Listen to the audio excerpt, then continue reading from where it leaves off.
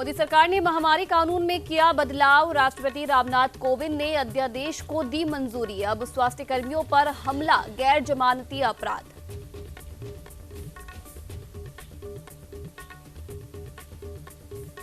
तो वही केंद्र सरकार पर सोनिया गांधी का वार। कहा, सरकार गरीब मजदूरों के खाते में तुरंत भेजे 7,500 रुपए। बोली, हमारे सुझाव पर ध्यान नहीं दे रही सरकार।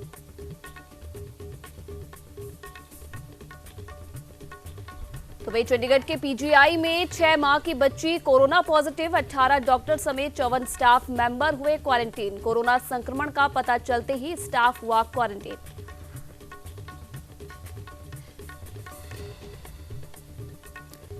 तो वही यूपी के सीएम योगी आदित्यनाथ ने लॉकडाउन की समीक्षा की। कहा, लॉकडाउन मतलब टोटल लॉकडाउन। सीएम योगी बोले, नहीं मिलेगी कोई रियायत।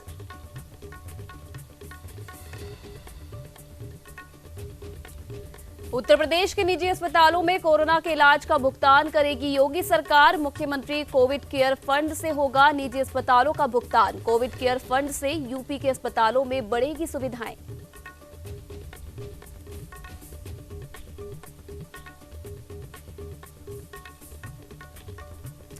नमस्कार, न्यूज इंडिया में आप सभी का स्वागत है और आपके साथ मैं हूं आयुषी नेगी। बढ़ते हैं खबरों की ओर। उत्तर प्रदेश में बढ़ते कोरोना के मामले को लेकर यूपी सरकार ने कहा है कि अब निजी अस्पतालों में कोरोना के इलाज का भुगतान सरकार करेगी। दरअसल आयुष्मान मुख्यमंत्री जन आरोग्य योजना के लाभार्थी न होने पर भी सरकार की ओर से भुगतान किया जाएगा। मुख्यमंत्री कोविड केयर फंड से निजी अस्पतालों को भुगतान किया जाएगा। यहां तक कि डॉक्टर, पैरामेडिकल और संदिग्ध मरीजों के लिए हायर होटल का भुगतान भी सरकार की ओर से किया जाएगा।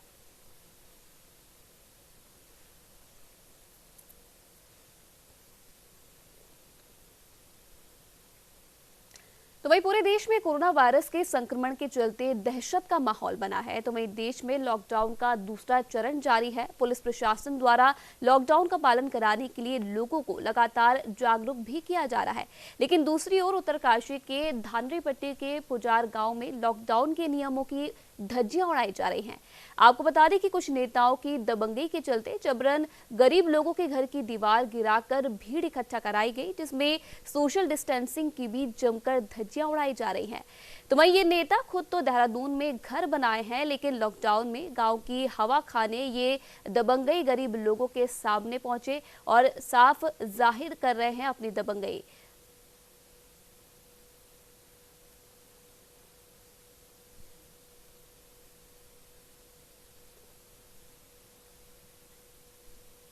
तो वहीं उत्तराखंड के नैनीताल के भूमिया धार में अनियंत्रित ट्रक 300 फीट गहरी खाई में जा गिरा, जिसमें 2 लोग गंभीर रूप से घायल हो गए। तो वहीं घायलों को पुलिस और स्थानीय लोगों के द्वारा खाई से बाहर निकालकर 108 की मदद से हल्द्वानी के हायर सेंटर भेजा गया। ट्रक बागेश्वर से हल्द्वानी की तरफ जा रहा था कि इस दौरान ट्रक ड्राइवर को भूमिया धार के पास आग लगने से इस वजह से तकरीबन 300 फीट ये ट्रक गहरी खाई में जा गिरा।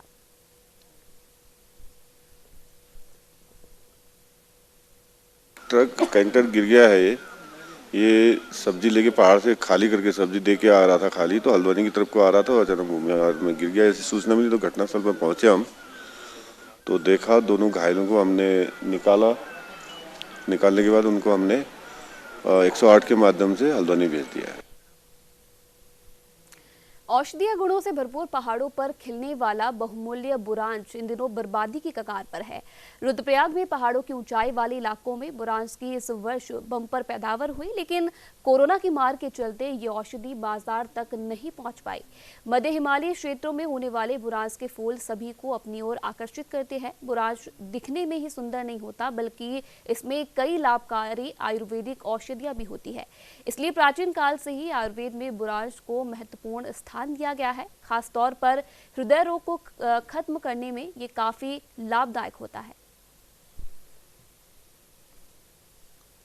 सर्वप्रथम सरकार से ये निवेदन है कि जो जंगलों में हमारी ये करोड़ों की संपदा जो नष्ट हो रही, इसके लिए हम जैसे नौजवानों के लिए सर्वप्रथम प्रशिक्षण की व्यवस्था की जाए, जिससे कि हम लोग इसके बारे में कुछ सीख पाए और अपने लिए खुद रोजगार स्थापित कर सके।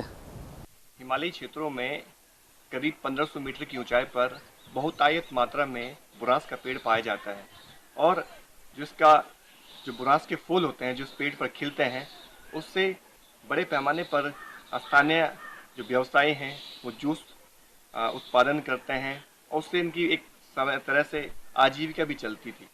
तो इस बार जो लॉकडाउन हुआ है उसके चलते सबसे बड़ा जो नुकसान हुआ है उन व्यवसायियों को हुआ है जो बुरास से जूस बनाते थे। क्योंकि लॉकडाउन के चलते अभी तक ये स्थिति बनी हुई है, जितने भी यहाँ पर हमारे पहाड़ी क्षेत्रों में बुरास खिला हुआ है वो पेड़ पर ही बर्बाद हो गया है। दूसरा जो बुरास है हमारा, उससे जो हमारे हृदय रोग संबंधी है, इसके अलावा जो ब्लड प्रेशर है, इसके अलावा जो किडनी है, तमाम तरह के जो रोग होते हैं मानव शरीर के अंदर, तो उसके लिए भी फायदेमंद माना जाता है बुरास का जूस।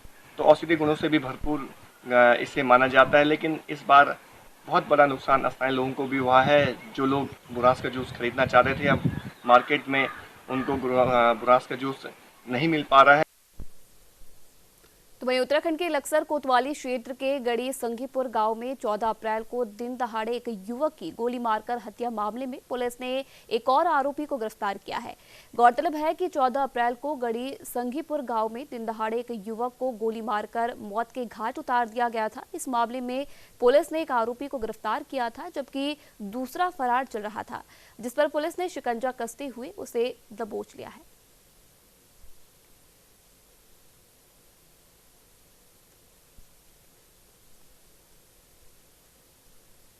गढ़ी संघीपुर कोतवाली लक्सर में शोएब नामक व्यक्ति की देसी तमंचे से गोली मारकर हत्या की गई थी, जिस संबंध में 24 घंटे के अंदर प्रभारी निरीक्षक वीरेंद्र सिंह नेगी के द्वारा मुख्य अभियुक्त आरिफ की गिरफ्तारी की गई थी 15 अप्रैल को। आज उसी क्रम में एक अन्य सह अभियुक्त एजाज सन ऑफ ताहिर की गिरफ्तारी की गई है प्रभारी निरीक्षक वीरेंद्र सिंह नेगी के द्वारा, और उसे माननीय न्यायालय के समक्ष पेश किया जा रहा है। तो वहीं कोटा के रामगंज मंडी तहसील के सुकेत कस्बे में 4 लेन सड़क का निर्माण निजी कंपनी के 2 मजदूरों में कोरोना पॉजिटिव मिलने के बाद चिकित्सा विभाग और प्रशासन में हड़कंप मच गया। तो वहीं दोनों मरीजों को कोटा अस्पताल में भर्ती कराया गया है। दोनों मरीज बुधवार को झालावाड़ गए थे। जांच करवाने ये लोग झालावाड़ गए थे, जहां उनके सैंपल लेकर उन्हें सुकेत आने दिया गया। जब उनकी जांच रिपोर्ट पॉजिटिव आई तो प्रशासन हरकत में आया। उसके बाद दोनों को कोटा रेफर किया गया, जबकि इनके संपर्क में आए 16 लोगों को कोटा में जांच के लिए भेजा गया है। 2 व्यक्ति कोरोना पॉजिटिव पाए गए हैं, जिन्होंने झालावाड़ मेडिकल कॉलेज में अपने सैंपल दिए थे। उनके पॉजिटिव आने के बाद हमारा चिकित्सा विभाग तुरंत हरकत में आ गया और प्रशासन भी यहाँ पर हरकत में है। हमने दोनों को तुरंत यहाँ से मेडिकल कॉलेज भेज दिया है आइसोलेशन एंड ट्रीटमेंट के लिए। और उनके साथ जो संभावित संपर्क वाले व्यक्ति हैं 16, उनको भी हम लोगों ने यहाँ से जांच के लिए मेडिकल कॉलेज भेज दिया है। बाकी की कार्रवाई कल सुबह होगी। इसमें पूरे 285 लोग जो इस वर्कशॉप में काम करते हैं उनकी यहाँ स्क्रीनिंग की जाएगी, ताकि उनमें भी कोई संभावित कॉन्टैक्ट या कोई संदिग्ध हो कोरोना का, उसको भी रेफर करें। तो वहीं राजस्थान के दौसा लालसोट में कोविड-19 के पॉजिटिव मामले बढ़ने को लेकर जिला कलेक्टर अविचल चतुर्वेदी ने पुलिस थाने पर बुधवार की शाम को अधिकारियों की बैठक लेते हुए जरूरी दिशा निर्देश दिए। उन्होंने अधिकारियों को इस बीमारी से बचाव को लेकर जरूरी प्रबंध किए जाने सहित अन्य निर्देश भी दिए। आपको बता दें कि बैठक में अतिरिक्त जिला कलेक्टर लोकेश कुमार मीणा, अतिरिक्त पुलिस अधीक्षक अनिल सिंह चौहान, एसडीएम लालसोट जेपी गुज्जर सहित ब्लॉक स्तरीय अधिकारी मौजूद रहे।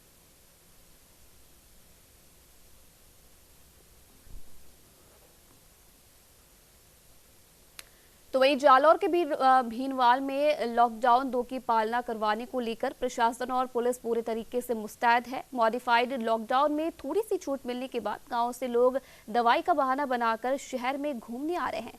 तो वहीं कोई अस्पताल में चेकअप करवाने के बहाने अधिक लोग साथ में शहरों की तरफ बढ़ रहे हैं। ऐसे में अब प्रत्येक दिन ग्रामीण लोग लॉकडाउन की अवहेलना करते नजर आ रहे हैं। तो वहीं दूसरी तरफ पुलिस भी उनसे पूछताछ कर रही है। पूछताछ करने पर सही जवाब नहीं देने पर लोगों को गिरफ्तार भी किया जा रहा है।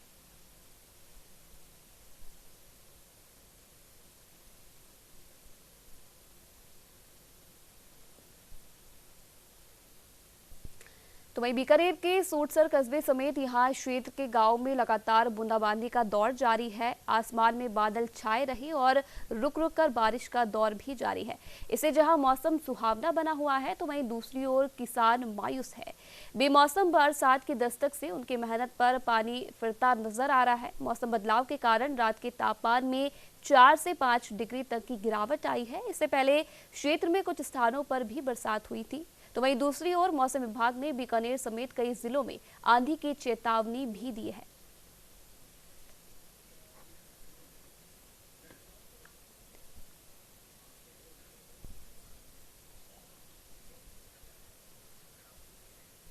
तो फिलहाल वक्त हो चुका है एक छोटी सी ब्रेक का। ब्रेक के बाद जल्द हाजिर होंगे।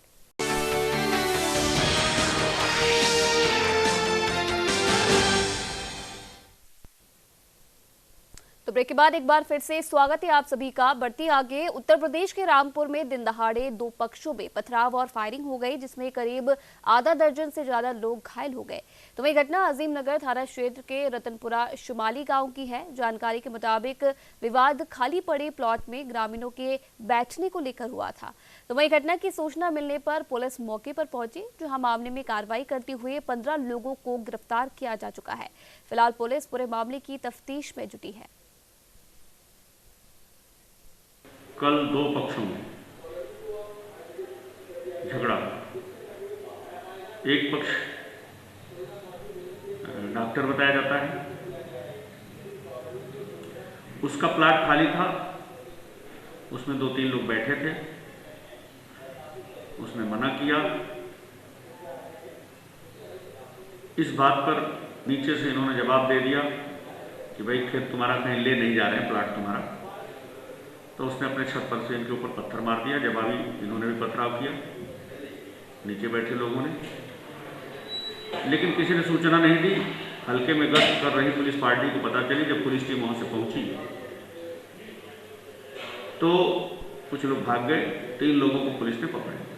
सवेरे फिर पता चला कि दोनों पक्षों ने आपस में लड़ाई झगड़ा की है।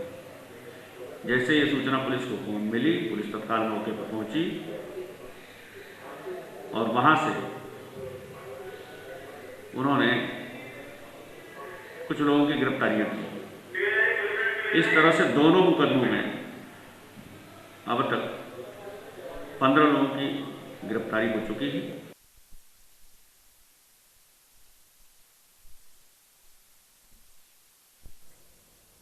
तो वहीं हरदोई के थाना अरवल इलाके में 3 दिन से लापता युवक कुलदीप कश्यप का शव मिलने से सनसनी फैल गई, जिसके बाद मौके पर पहुंचे पुलिसकर्मियों ने शव को पोस्टमार्टम के लिए भेज दिया है।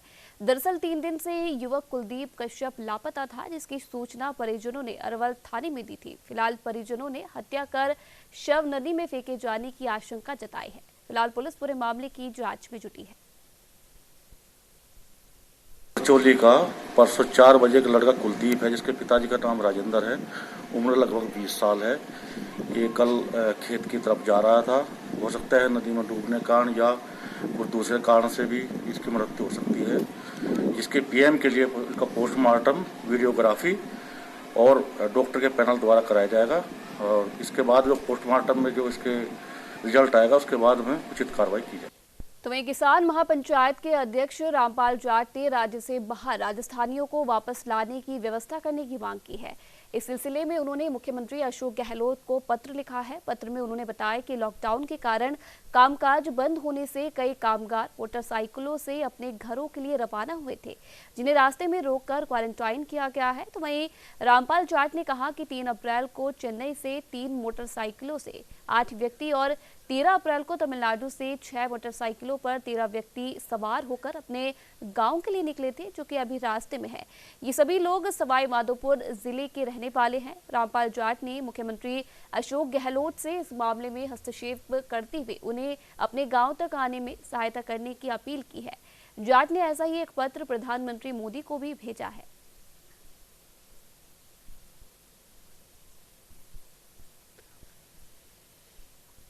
तो तो वहीं राजस्थान के शिक्षा राज्य मंत्री गोविंद सिंह डोटासरा ने कोरोना वायरस के कारण लॉकडाउन की स्थिति में विद्यार्थियों को पढ़ाई में हो रहे नुकसान के बारे में योजना बनाई है। उन्होंने इस मामले में दूरदर्शन और आकाशवाणी से निःशुल्क समय देने की मांग की है।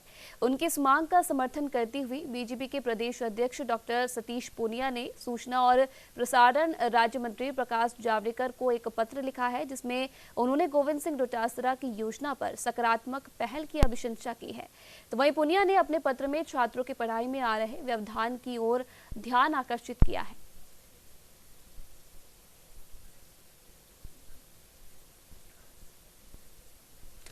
तो वहीं कोरोना वायरस तेजी से जयपुर में पैर पसारता जा रहा है और अभी तक प्रदेश में 47 नए कोरोना पॉजिटिव केस मिले हैं, जिनमें जयपुर से 12 संक्रमित शामिल हैं।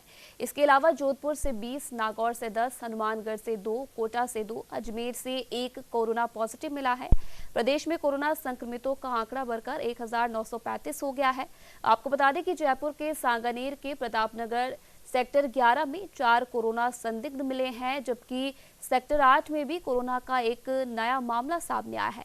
दोनों ही जगह से संदिग्ध मरीजों को मेडिकल टीम लेकर गई है। मरीजों के परिजनों को भी फिलहाल क्वारंटाइन कर दिया गया है।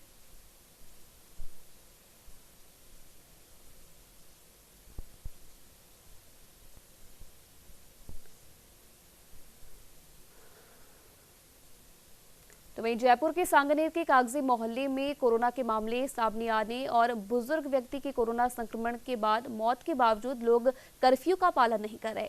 मृतक के परिवार के 18 लोग क्वारंटाइन में हैं और इसके अलावा एक ही परिवार के 5 लोग कोरोना पॉजिटिव मिल चुके हैं।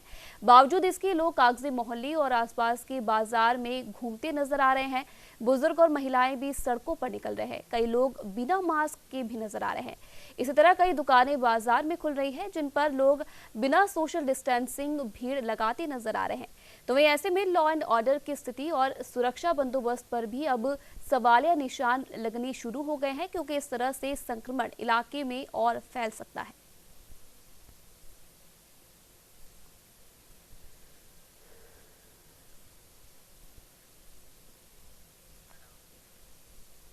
तो वही राजस्थान के राजसमंद से बीजेपी के लोकसभा सांसद और जयपुर के पूर्व राज परिवार की प्रिंसेस दिया कुमारी ने जनता को भारी भरकम बिजली बिल थमाने को लेकर प्रदेश सरकार पर वादा खिलाफी का आरोप लगाया है। सांसद ने कहा है कि यह जनता की भावनाओं के साथ खिलवाड़ है। कोरोना वायरस के कारण पूरे राज्य में पिछले 1 माह से लॉकडाउन है। कारखानों और उद्योगों में कार्य बंद है। आम जनता को जीवन यापन में काफी मुश्किलों का सामना करना पड़ रहा है। ऐसे में बिल माफी तो दूर की बात है, विद्युत विभाग मनमर्जी से भारी भरकम बिल बनाकर लोगों को भेज रहा है। राज्य सरकार से निवेदन करना चाहूंगी कि जो बिजली और पानी के बिल हैं उनको माफ किया जाए। इस महीने भी बिजली के बिल लोगों तक पहुंचे हैं और उसमें लास्ट डेट अप्रैल के अंत की दी गई है और ये भी है कि अगर आपने एंड ऑफ अप्रैल तक पेमेंट नहीं किया तो पेनल्टी चार्ज की जाए। तो ये जो कोरोना संकट से हम सब गुजर रहे हैं, हर व्यक्ति अभी घर पे है, किसी भी प्रकार का उद्योग नहीं चल रहा, कोई काम नहीं चल रहा किसी का। तो इस समय इस संकट की घड़ी में निवेदन करती हूँ राज्य सरकार से कि 2 महीने के बिल बिजली के और पानी के पूर्ण रूप से माफ कर दिए जाए। फिर से मैं एक बार और आपको अपील करती हूँ, पिछली बार भी मैंने की थी लेकिन आपने सिर्फ स्थगित करने की बात की। आज की तारीख में वो स्थगित भी नहीं हुए, सबके घरों पे बिल आए। तो एक बार फिर से इस पे ध्यान दें और पूरी तरह से ये दोनों बिल्स माफ किए जाए। तो वही राजस्थान की गायक नेहा चारण ने महिला कोरोना वॉरियर्स का हौसला बढ़ाने के लिए अपने गीत से कोरोना वॉरियर्स का शुक्रिया अदा किया है। कोरोना वायरस से सारा विश्व त्रस्त है और सभी इस महामारी से पूरी ताकत के साथ संघर्ष कर रहे हैं। ऐसे समय में राजस्थान की गायिका नेहा चारण ने अपनी मधुर आवाज के माध्यम से गीत पेश कर महिला कोरोना वॉरियर्स का शुक्रिया अदा किया है और उनका हौसला बढ़ाया है। उन्होंने पुलिस प्रशासन, समाज सेवियों का भी धन्यवाद करती हुई एक गाना गाया है। उन सभी डॉक्टर्स, पुलिस प्रशासन, समाज सेवियों और खासकर उन महिलाओं की शुक्रगुजार हूँ जो अपने घर परिवार को छोड़कर हमें और हमारे देश को कोरोना वायरस से बचाने के लिए दिन रात मेहनत कर रहे हैं। मैं अपने अंदाज में आपको कुछ डेडिकेट करना चाहती हूँ, मुझे इजाज़त दीजिएगा। दहशत में है जमाना पर ना घबराना है, दहशत में है जमाना पर ना घबराना है, सबके दिल से इस डर को अब दूर भगाना है, सबके चेहरों पर खुशियाँ हमें वापस लाना है, हमको तो आगे आगे बस बढ़ते जाना है, हमें मुस्कुराना है, हमें मुस्कुराना है, कोरोना मिटाना है, ये जंग जीत जाना है, हमें मुस्कुराना है, ये जंग जीत जाना है। धौलपुर भले ही कोविड-19 संक्रमण से मुक्त हो, लेकिन जिले के चौतरफा कोरोना संक्रमण का खतरा बना है। उत्तर प्रदेश का आगरा और खेरागढ़ मार्ग, मध्य प्रदेश का मुरैना और राजस्थान का भरतपुर जिले में लगातार कोविड-19 के संक्रमितों का इजाफा होने से धौलपुर में अब खतरा बना हुआ है। हाईवे के आवागमन को जिला प्रशासन ने पहले ही बंद कर दिया था, लेकिन आगरा जिले से धौलपुर जिला को जोड़ने वाले लिंक रोड को अब जिला प्रशासन ने जेसीबी मशीन से गड्ढे खुदाई कर पूरी तरह से बंद करना शुरू कर दिया है। जिले का बसईन बाब कस्बा आगरा जिले के खेरागढ़ कस्बे की दूरी मात्र 1.5 किलोमीटर है। आगरा जिले के खेरागढ़ कस्बे में 3 कोविड-19 के संक्रमित पाए गए हैं। इनमें एक मरीज जिले के बसेड़ी कस्बे का रहने वाला है, लेकिन वो बीते 3 महीने से घर नहीं आया। फिर भी प्रशासन ने उसकी पत्नी और मां को सैंपलिंग के लिए बुलाया है।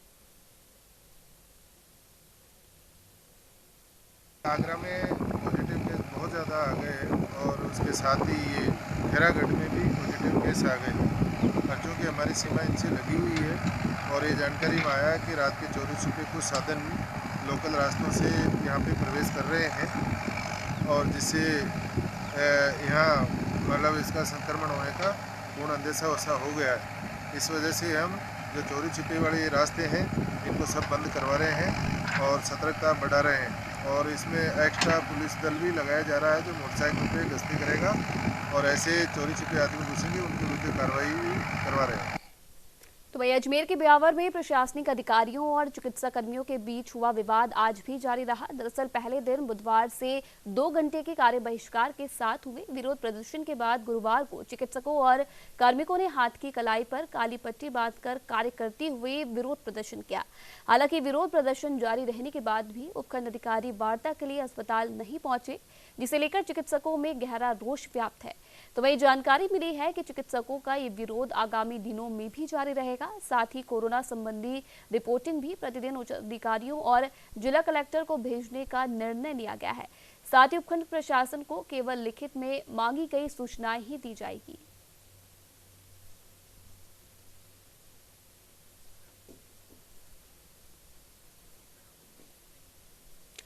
तो वहीं जयपुर के सुभाष चौक थाना इलाका स्थित चांदी की टकसाल में शिवजी के मंदिर को चोरों ने निशाना बनाया है। चोरों ने मंदिर में लगे दान पात्र को तोड़कर हजारों रुपए चोरी कर फरार हो गए।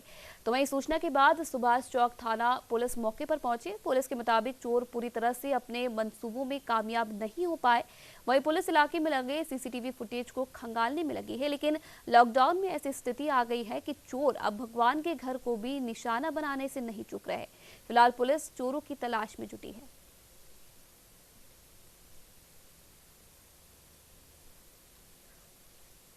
तो फिलहाल इस बुलेटिन में इतना ही। तमाम खबरों के लिए आप देखते रहिए न्यूज़ इंडिया।